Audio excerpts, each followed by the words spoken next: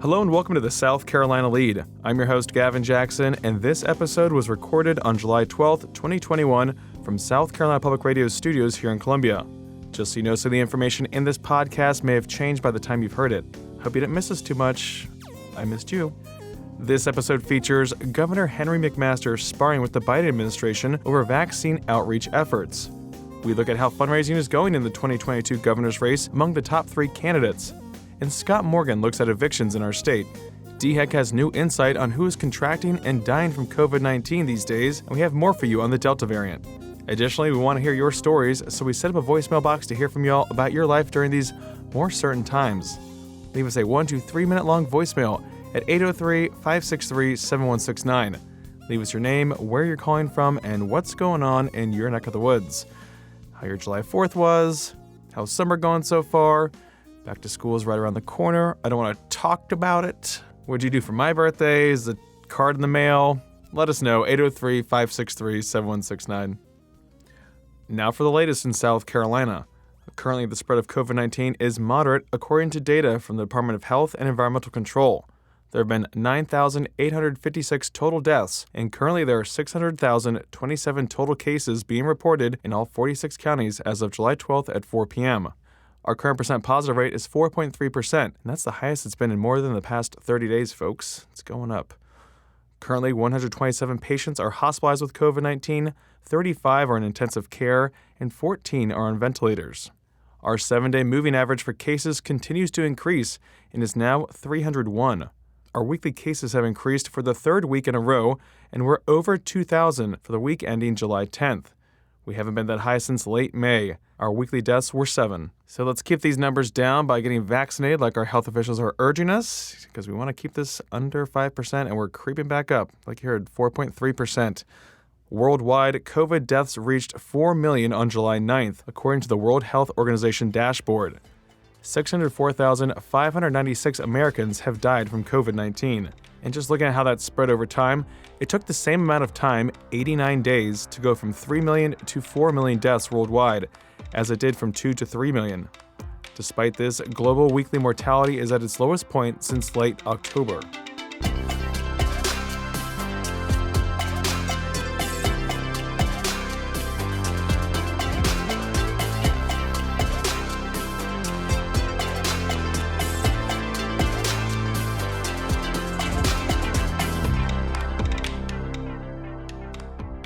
Let's start off our politics section with a recap of the governor sparring with the Biden administration over its plan to go door-to-door to urge folks to get vaccinated. Governor McMaster sent a letter to DHEC Board Chairman Mark Elam to issue direction to agency leadership and healthcare organizations to prohibit the use of these targeted tactics last week. After receiving this letter, DHEC Director Dr. Edward Simmer issued a statement saying, in part, that the DHEC's vaccine outreach efforts have not and will not include unsolicited door-to-door visits. DHEC does offer in-home vaccines through our homebound vaccination program, Simmer said, but only if specifically requested in advance by the person being vaccinated.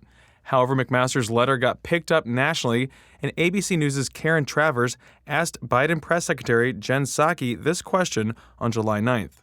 The South Carolina governor said today that enticing, coercing, intimidating, mandating, or pressuring anyone to take a vaccine is a bad policy that will deteriorate the public trust and confidence in the state's efforts. And Governor McMaster said he's going to prohibit the state health agency from using the administration's targeted tactics. Can you respond to the governor and explain what it is that is being done and what is not being done in this outreach? Sure. Well, let me first say that the failure to provide accurate public health information, including the efficacy of vaccines and the accessibility of them to people across the country, including South Carolina, is literally killing people. So maybe they should consider that.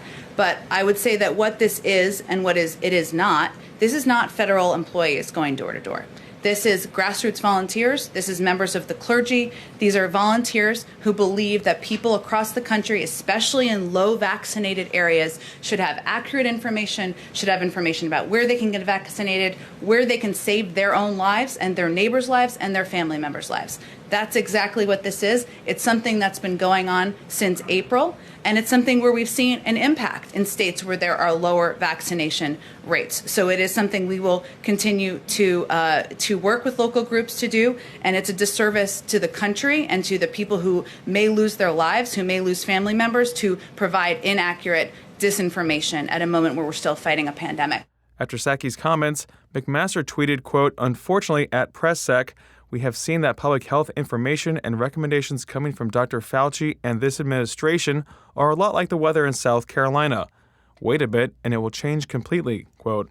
While the governor didn't elaborate, we know that there have been recommendations, like masking early on in the pandemic from people like Dr. Anthony Fauci, that have changed since guidelines and decisions were made with the most accurate data and facts available at the time. Moving on, we have some new fundraising numbers for you in the governor's race. Leading the money race is Governor McMaster, who raised about $891,000 during April, May, and June. He has $1.7 million on hand, according to filings. The campaign also said that more than 3,700 contributions represent the largest number of donors in recent history for incumbent governors. Their former 1st Congressional District Democrat Joe Cunningham broke the record for a South Carolina Democratic gubernatorial challenger in his initial fundraising quarter, according to his campaign. Cunningham raised $642,000 since entering the race on April 26. The record was previously held by Vincent Shaheen, who raised $611,314 in the first quarter of his gubernatorial campaign in 2014. Cunningham, who is currently on a 46-county tour of the state, has $437,000 on hand.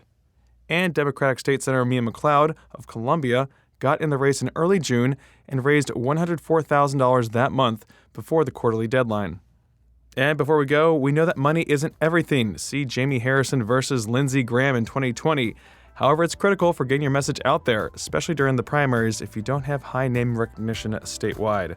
So just one of the many things we'll be watching as the campaign trail for 2022 continues to sizzle.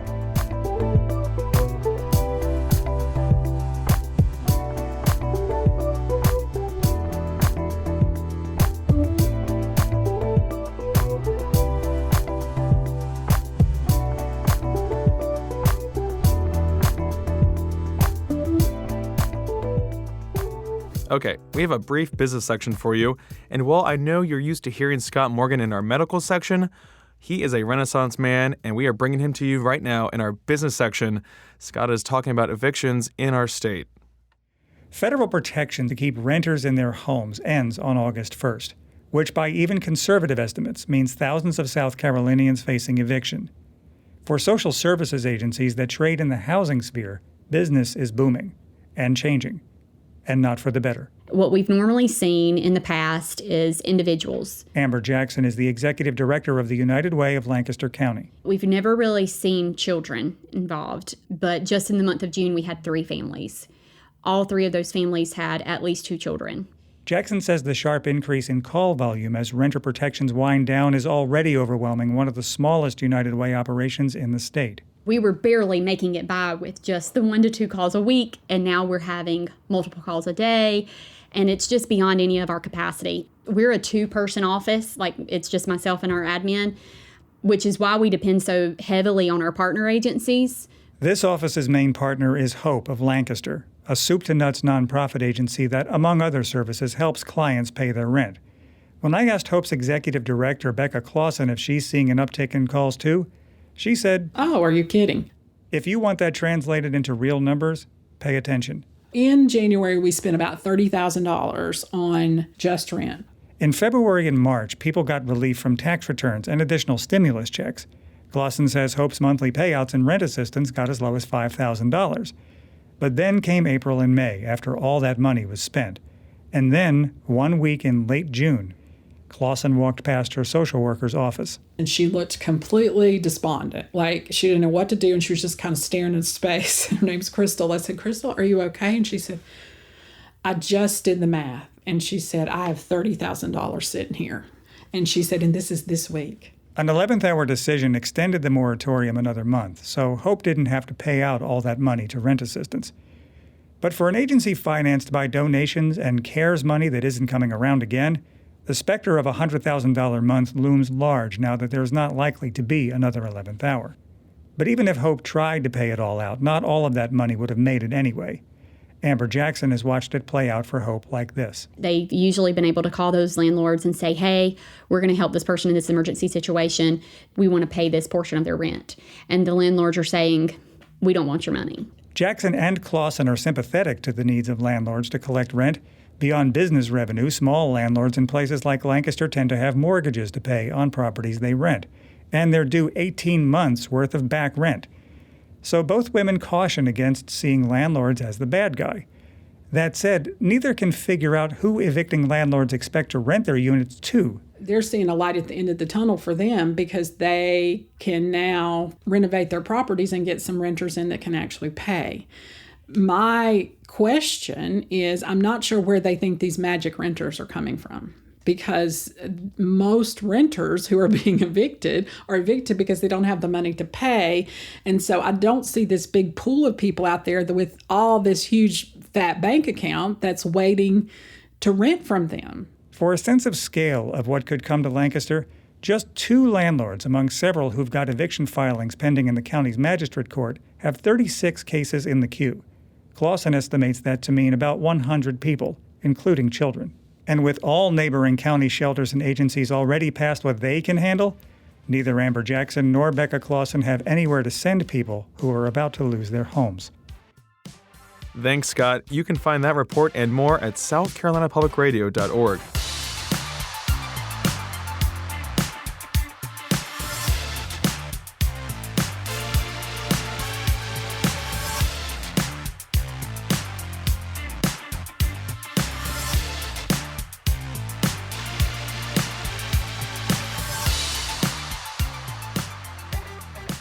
Let's start off our medical section with some news that you can use. The CDC issued COVID-19 prevention guidelines for schools last week as the new school year approaches, and DHEC prepares their own guidelines. The biggest takeaways include that all schools should fully reopen for in-person teaching. Nothing new there for South Carolina. Masks should be worn indoors only by individuals who are not fully vaccinated. Within classrooms, students should have at least 3 feet of physical distance between each other, and vaccinations are encouraged for those 12 and older. Like I said, DHEC is currently reviewing the guidelines and will use them to draft the agency's guidance for South Carolina's schools. DHEC continues to work closely with the South Carolina Department of Education and will share the school guidelines once they're complete in the coming weeks. Moving on, Pfizer-BioNTech on July 8th announced its plans to seek authorization in the U.S. and Europe for a 3rd booster dose of its vaccine based on, quote, encouraging data. There's data. However, the CDC, FDA, and NIH put out a group statement shortly thereafter, saying in part that Americans who have been fully vaccinated do not need a booster shot at this time. The organization said that they are engaged in a science-based, rigorous process to consider whether or when a booster might be necessary. This process takes into account laboratory data, clinical trial data, and cohort data, which can include data from specific pharmaceutical companies, but does not rely on those data exclusively. I'm going to say data one more time, folks. It's hard to compile data. We continue to review any data as it becomes available and will keep the public informed. We are prepared for booster doses if and when the science demonstrates they are needed. And again, that's from the CDC, FDA, and NIH. Keeping with our alphabet soup, the CDC published updated genomic surveillance data and projections for June 20th through July 3rd. In the most current official data, the Delta variant reached 30.4% of new cases for June 6th through the 19th. Now, in the CDC's projection, Delta is not only the dominant variant, but it accounts for more than half of all new cases in the June 20th through July 3rd period at 51.7%. The highly transmissible and deadly Delta variant is also a concern here in our state. Assistant State Epidemiologist Dr. Jane Kelly fielded questions on July 7th about potential case spikes, the variant threat, and more. She described a data analysis that DHEC undertook on the vaccination status of COVID-positive individuals from June 1st through the 14th. The provisional data found that of 1,635 new cases for which DHEC could determine vaccination status, they found that 94% of those individuals were not fully vaccinated. Drilling down further, of the 92 cases that required hospitalization, 90% were not fully vaccinated. And of the 11 people who died during that period for whom they knew the vaccine status, all 11 were not fully vaccinated. Here's Dr. Kelly. During those first 2 weeks in June, this is very recent information, 11 South Carolinians lost their lives to COVID-19. But that's a vaccine-preventable disease. We have vaccines available, and we could have helped to save their lives if they had been fully vaccinated. The results of this analysis that DHEC performed is similar to the results being reported nationally and from many other states as well. In fact, every analysis that I have seen continues to show that the overwhelming majority of people who are continuing to get COVID-19 and who have severe disease or have been hospitalized or are dying from COVID-19 were those who were not fully vaccinated. I mean, I can't think of a more impactful point to make that would encourage someone to get vaccinated, to receive their shots right away. We are seeing states such as Missouri, Arkansas, Florida, and other southern states experience outbreaks and a resurgence in cases due to low vaccination rates among their statewide populations. And those large numbers of unvaccinated people are allowing the Delta variant to get a strong foothold. Our state and our nation, for that matter, are at a pivotal point in this pandemic, and the way to end it is readily available.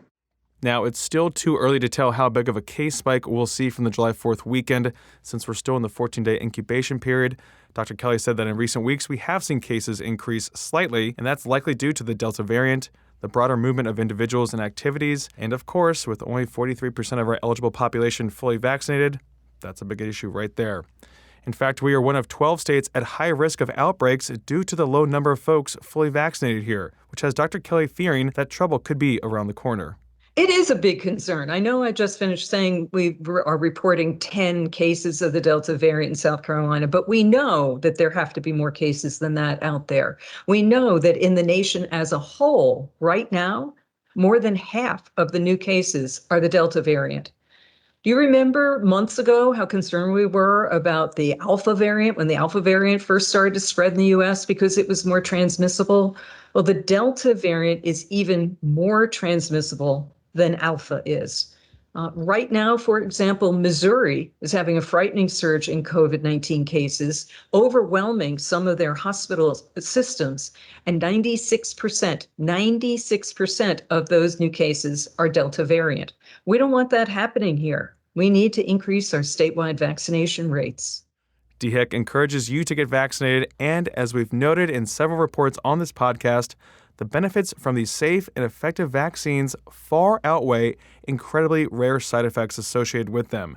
If you have questions about the vaccines, call DHEC's vaccination hotline at 1-866-365-8110. That's 1-866-365-8110. You can also find out more information at scdhec.gov/vaxvax.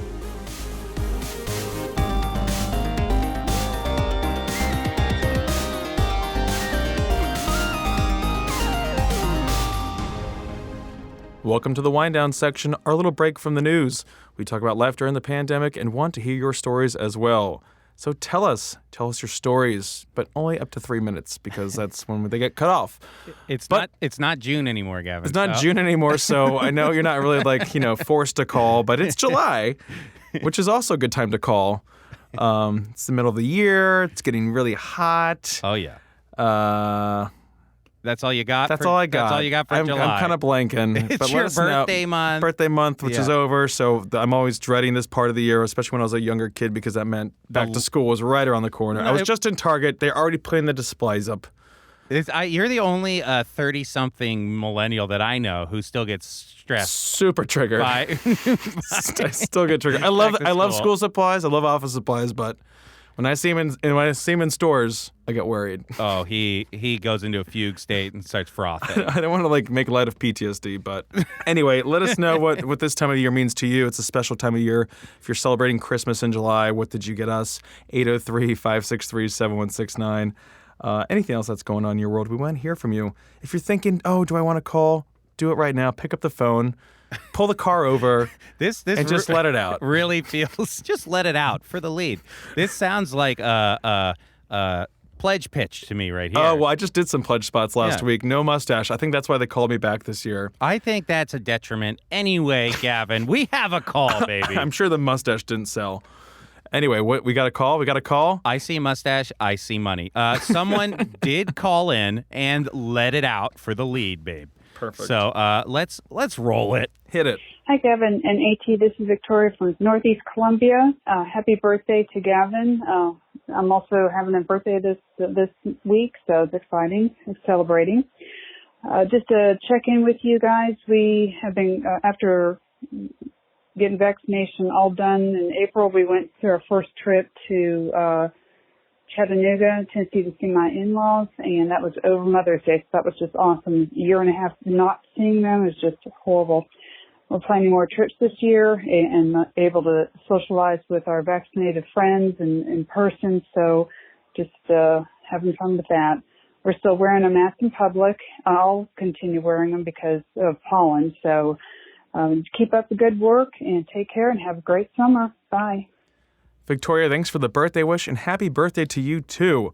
Love hearing about that first trip. It sounds like it was wonderful to catch up with your folks, your family, and I love hearing about everyone's travel stories, so give us a call. I want to hear where you guys are going this summer. Maybe I'll call when I go to Greece later in August. This podcast is about family, Gavin. Oh, my God. And you're saying that because you did something recently. I saw it, guys. All You saw listeners, it. I saw it. I saw F9. It was great. I'm going to give probably like a 3-week grace period before I really talk about it on here. I remember that we had a listener call in, Aaron, who was looking for theaters to watch this. Theaters. So, Aaron, it was great. Come on, I'm talking just to you right now. Okay. So call in, let me know what you thought about it, but I won't talk anymore about it here. Vin Diesel, a lot of flashbacks. It was great. Well, you're going to take a couple weeks just to really drill down, to really dwell on it, to really write your think piece that we've all been waiting for. I saw it first time fresh, so I didn't have my notepad with me. And you said the theater was packed. The theater was empty. It was my wife and I alone That in the is theater. so good to hear. Yeah. So no family to watch. You watched it with your family. Yeah. So that was the ones beautiful. on the screen. Yeah, exactly right. They were there. Yeah, not Caitlin. But anyway, Gavin, it was your birthday week last week. Yeah, and you didn't really got stop. into a lot of stuff. So let's just start listing, and I'll just chime in. And I'll just say yay or nay. Yeah, it was a good week. I took last week off just because, we were saying July 4th, and then my birthday, so it was just easier. Had some friends in It's town. just easier that way to not work, You have comp time. You got time. Nothing's going on, really. We did go roller skating on Thursday. Yeah, Wednesday or Thursday. It was Wednesday. And there are quite a good number of venues in our area here in Columbia. We're spoiled like that. However, not many open during the week, except for this one out in, where were we? Like near Blythewood area, off of Clemson Road area. Mm-hmm. The best part about this was not just the affordable price for the skate rental, but it was also all-you-can-eat pizza night. Oof. And all-you-can-drink soda. I can't imagine, the New Jersey in me can't imagine what the free South Carolina roller rink pizza must have been honestly, like. it was not the worst. I mean, you're going to say it's the worst, but for me, a normal Joe, it was fine. How many slices do you think I ate? I think you ate... Over a 3-hour span. I think you ate 11 slices of pizza. No, a little bit of half of that. I had 5. That's it? Well, I had 3 initially. 3 hours? We got in there, and I hammered like 3 slices on the spot, chasing it with miscellaneous Pepsi product. Oh, man. But then I'm disappointed. Well, I wasn't there just to eat the pizza, and again, it wasn't the best pizza. Doesn't so I'm matter. Not, It was. I think you really underutilized this unlimited free pizza. Well, when you want to actually roller skate, it's kind of hard because you're just like, whoa. Yeah. So then I roller skated for a while. I'm disappointed. So yeah, that was a lot of fun, but it's crazy out there. If you don't know how to roller skate, it's a lot because kids are going everywhere, people are going everywhere, people are falling out. How many children's birthdays did you interrupt? I don't think I interrupted any, but occasionally I'd have to maybe grab onto someone because you're about to fall over. Where all the children were like, "That's Gavin Jackson, host of my favorite podcast." Yeah, they kept coming up to me saying, "Oh my God, I can't believe you're here." But it's fun because they do different things. Like they have a contest who can skate the fastest, and there are some speed skaters out there. Yeah, and you beat up all those 7-year-olds competing. I only fell once because they have a game of kind of musical chairs. Yeah, and so I had to stop on the dime pretty much. What was the song? I don't remember. It wasn't a song. They just said whenever the music stopped, you had to get the closest cone, and then they would roll a die. And if that number would correspond to the cone, then you guall got dismissed. This is difficult. But if you Josh is nodding in. He understands. Josh, do you roller skate?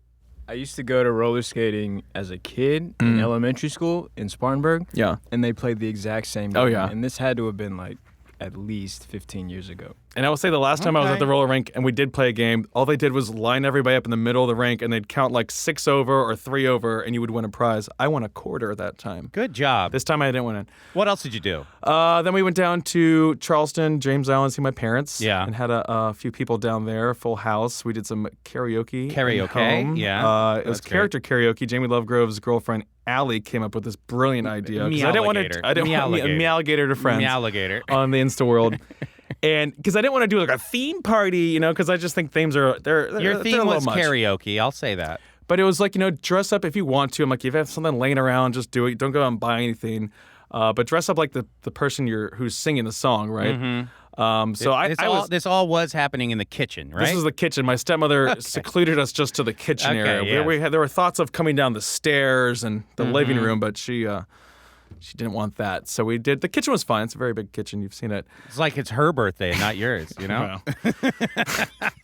there were moments. But everyone had great songs. I sang George Michael, Careless Whisper, because I've been told I can't sing high note songs. So you can't go fade. So I don't. Yeah, I don't like do the Whitney Houston. I just go a little bit lower than that. Oh, I thought we were talking exclusively George Michael. He gets up there. George I know Michael there are gets up moments there, and that's enough. But it's not like the whole song where I'm trying to scream. Yeah, then Brandy by Looking Glass. If you know that song, it's a crowd pleaser. There's some other ones. Kate Park did some. Dolly Parton. Oh yeah. Jamie Lovegrove did. Bohemian Rhapsody, which was just... That's long. That's too long. But no.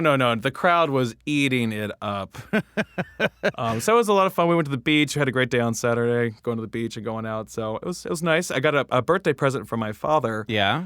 That might shock some listeners. Oh, yeah.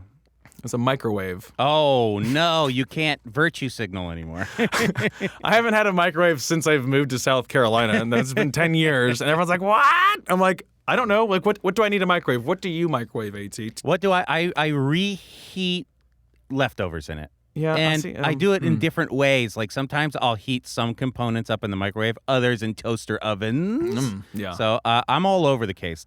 Josh is nodding knowingly to this as well. I mean, I just don't have things to reheat. Like if I have leftovers, I'll bring them to work and I'll use the You eat it workplace all at microwave. once. Yeah, I also do that. And I can also eat cold food because I don't. Everything for care. Gavin is a single serving. No, it's not the case. But I'll just eat it cold. You did if I just need get to. a 12-pound bag of Swedish fish, and you're going to eat it in one sitting right now. Yeah, this has really been a lot with the sugar withdrawal going on. So it was a good time. And I did my first TikTok. My friend Maya probably was in town, and she's a big TikToker. So go follow it, go see it.